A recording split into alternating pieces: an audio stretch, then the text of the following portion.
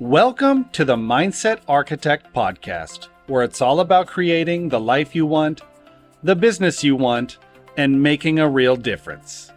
Join us in unlocking the code to true success. And now your host, Tony Caliendo, Master Coach with Rethink Coaching. Welcome to the Mindset Architect Podcast, episode number 79. I'm Tony Caliendo, Master Coach here at Rethink Coaching. And as always, I just want to thank you for investing your time with me. Time truly is our most valuable asset, and the fact that you're willing to share your time with me truly does mean a great deal. So thanks so much for being here. Today, I want to talk to you about what I'm seeing happen, and I think it's normal to be happening about this time of year when I'm talking to agents across the country, seeing what they're experiencing right now. There seems to be a bit of, I don't want to say chaos, but a bit of noise going on in their minds and in their business because they have made things way more difficult than they need to make them. And it's possible that we do that just because we get into overwhelm. Can cause you to, look at things differently and to fill your plate with a lot of things to do. And I gently remind people when they get to that place that success really is simple. It's just not easy. And I think we avoid a lot of just knowing what to do and trusting our plan by allowing it to get a little chaotic, a little noisy, a little distracted, and we tend to get overwhelmed and we forget how simple it really can be. And I know for some of you listening to this, you may be like, it's not simple. And I'm going to challenge you on that. If you really stood back and looked at the business plan that you created for this year and looked at the strategies that you created and studied that plan as if it was written for someone else, not you, and just looked at it and realized that really what you've created is a simple path to success. It's laid out, it's clear on exactly what needs to be done in order to achieve success, our goal.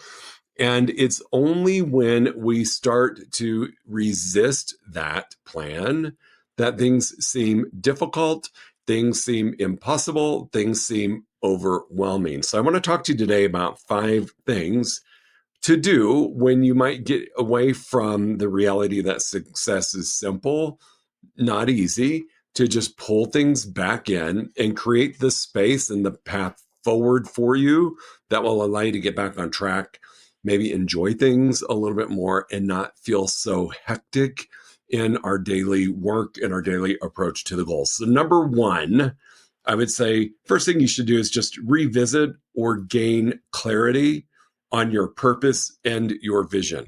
I think it's really important we get lost in that. We have a really clear vision when we're making our business plan. We have a really clear purpose of why and what we're doing. But as the days and the weeks and the months and the quarters unfold, we tend to get a little bit further away from that and we lose sight. So if you haven't done so yet, even if you've created a business plan, I would invite you to, first thing is to define what success looks like for you. Because right now you've got to see other agents, other people in your same industry, other entrepreneurs doing things that make them look successful. And we start to compare ourselves and start thinking, well, that's what success is.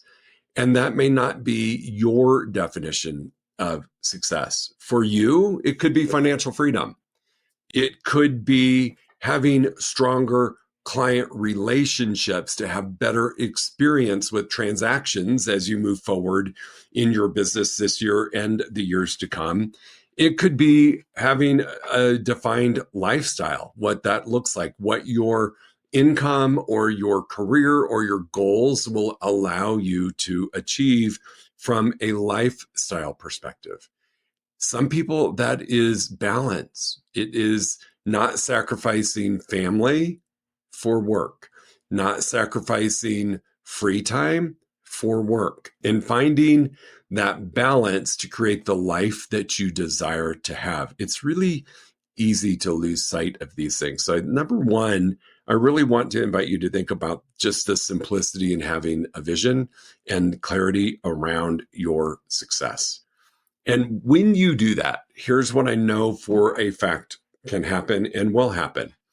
You will be able to make decisions about what you're doing or going to do or about opportunities presented to you with abundant clarity and be very congruent with your yes or your no and not vacillate and question and wonder what you should do. I know for me, I'm really clear on my vision for this year. I'm very clear on the vision for my 3-year and my 5-year.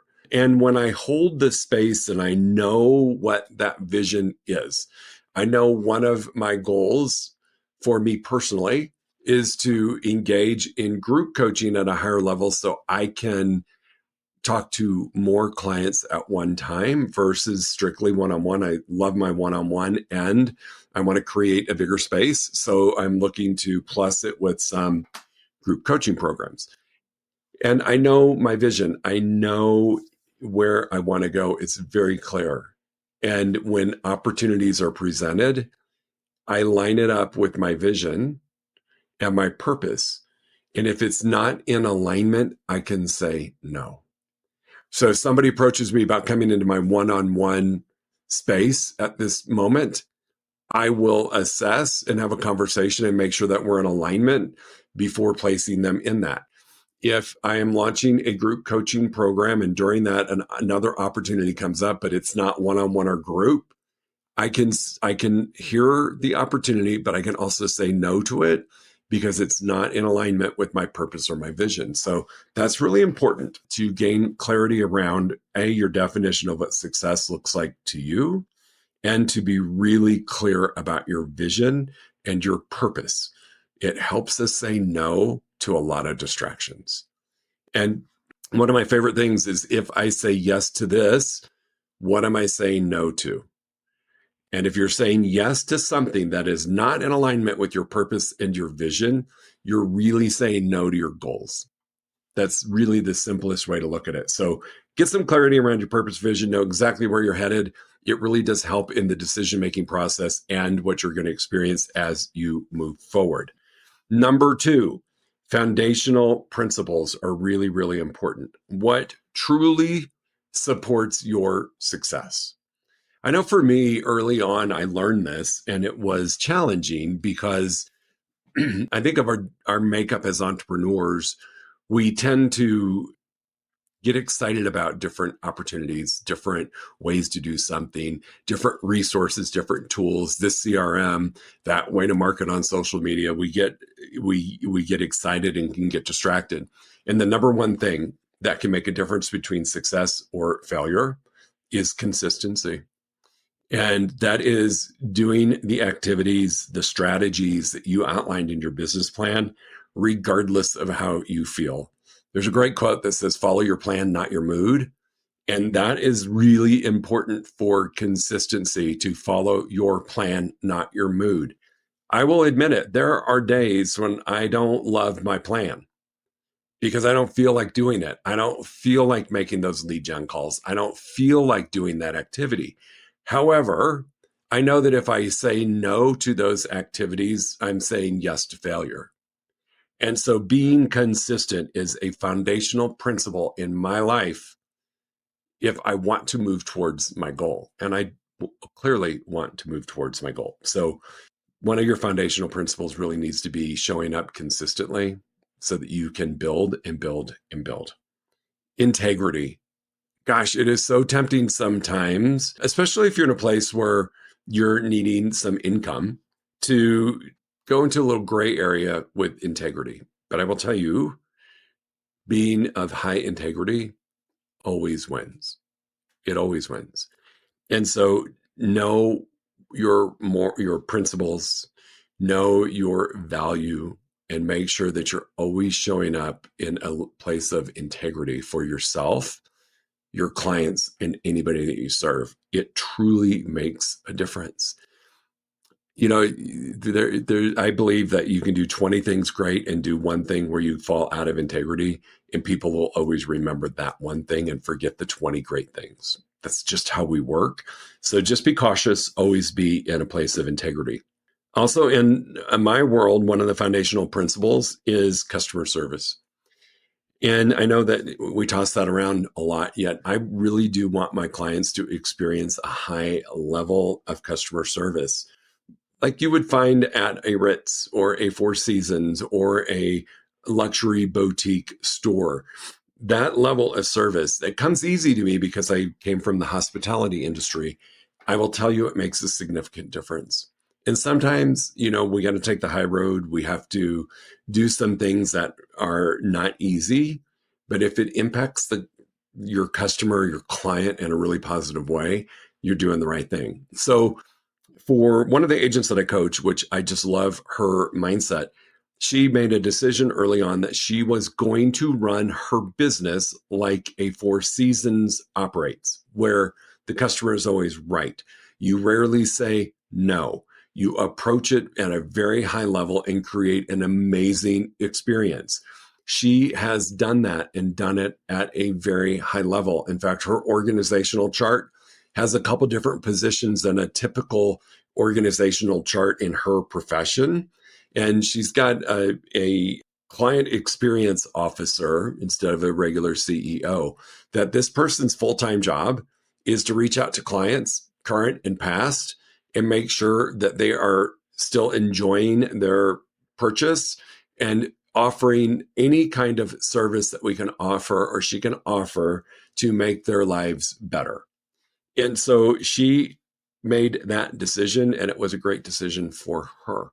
So make a decision as to what your customer service looks like to you and be consistent in that. If you say you're going to be a Four Seasons level of business, it has to be every day, not just when you feel like it.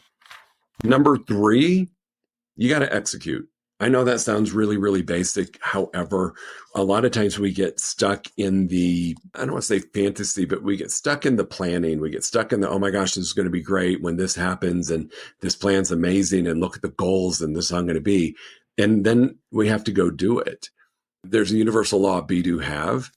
And I love that because we've got to get just out of the have, this is how my life is going to be, this is how my business is going to look, and ask yourself, who do I need to become? What do I need to do to have? So we must execute. We must really use those strategies that you created in your business plan and trust the process. Here's what I want to give you a caution about in the lane of execution. As we are doing different things this year than maybe we did last year, we might experience some resistance. So it may not be working quite as we thought it was, or it may not be happening as quick as we thought it was. And there's a tendency to default to old behaviors and patterns. And it's really simple why we do it. 92% of what we do as humans is conditioned habitual behavior, meaning we like the comfort of knowing what we're doing and knowing the results we can get. So if we're in a space right now where we've done some new things for the past 2 months and we're not getting the results we thought we would get, on an unconscious level, your mind might seduce you to go back to doing the activities you were doing the previous year that you're very comfortable with, and get out of the discomfort or the place of not having success at the level that you want it. So just pay attention to the strategies that you committed to do and what you're actually doing, that you haven't accidentally slid into our conditioned habitual behavior, because 92% of what we do tends to fall in that lane. The other thing about executing is avoid procrastination. And for some of us, we could have a master's degree in procrastination. That's really how I used to live my life. I knew what I needed to do. I knew that it would be really a good thing for myself and my business, but I was hesitating sometimes out of fear because I was afraid it wasn't going to be successful. And so if I procrastinated long enough and put it off and I wasn't doing it, then I wasn't failing. So avoid procrastination, trust your plan, embrace the discomfort of the new activities. I can't stress this enough, that you trust your plan. When my clients write their business plan, a lot of times I will ask them If there was somebody in a different city with the exact same circumstances that you have, everything was identical, just a different city, and they offered to buy your business plan, would they be successful? Would you feel comfortable selling it to them? 90% of the time, the answer is yes. And so you need to trust that plan as if somebody were going to buy it from you. And when you take that mindset with it, you have a little bit of belief and a little bit more faith that the plan you wrote is definitely going to work. The fifth thing that I'm going to recommend that you do to keep things easier is to build a support network. A support network is just huge. I have a couple coaches. I belong to a couple of coaching mastermind groups. I work from home, and sometimes it can get a little lonely on the island, yet I've got an incredible network of coaches that I can reach out to. I've got my coaches that coach me, and then I've got a peer coaching group that I lean into a lot, that we meet regularly, we collaborate, we share ideas, we really help support each other. And it's amazing when you come from a place of collaboration and contribution versus protection. I will tell you, when I was first an agent, the broker I worked for was an independent broker, very nice high-end brokerage, but there was not any kind of collaboration amongst the agents. It was very much, I'm not going to share what I'm doing because if I did, you might be more successful than me. And so people kept their secrets or their strategies to themselves, and it lacked collaboration. When I switched to a different brokerage and experienced what true collaboration could be through powerful mastermind, through powerful master classes, through networking, I realized the importance of that. Me sharing with you what I do that works and helps me be successful isn't putting my business at risk. It's not.